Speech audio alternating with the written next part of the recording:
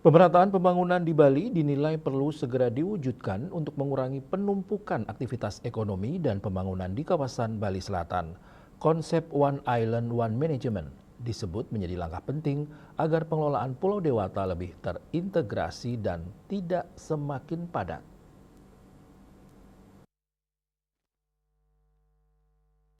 Ekonom yang juga pelaku pariwisata, Wiraguna Bagus Oke menilai penyebaran pembangunan dan aktivitas ekonomi di Bali harus dilakukan melalui transformasi menyeluruh secara bertahap, dimulai dari penataan kawasan Bali Selatan yang selama ini menjadi pusat pertumbuhan pariwisata dan bisnis. Menurutnya konsep penataan wilayah dapat mengadopsi sistem yang diterapkan di Jurong, Malaysia maupun Singapura yang mengatur kawasan secara lebih tertib dan terintegrasi. Bahkan kawasan seperti Disney World disebut memiliki area tertentu yang dibatasi dari kendaraan umum dan dikelola secara khusus untuk menjaga kenyamanan dan ketertiban kawasan. Wiraguna menilai penerapan konsep One Island One Management sudah menjadi kebutuhan mendesak bagi Bali.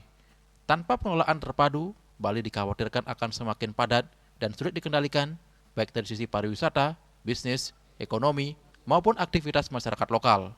Sekali One Island One Management sudah menjadi suatu keharusan mutlak.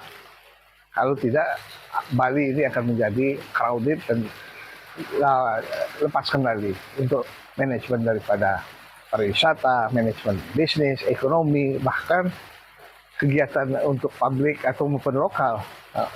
Kegiatan lokal akan terganggu secara masif. Penyebaran bangunan ini perlu dilakukan transformasi total.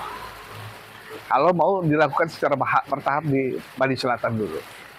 Salah satunya kita bisa lakukan contoh seperti di Jurong, Malaysia, atau di Singapura, bahkan di Disney World.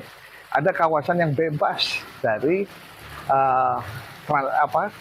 public transportation yang disediakan oleh pemerintah, sehingga zone bebas itu misalnya kawasan 1 Uluwatu, Seminyak, Kute sampai dengan wilayah Sunset Road itu bisa dijadikan kawasan yang bebas, zone bebas yang clean and clear.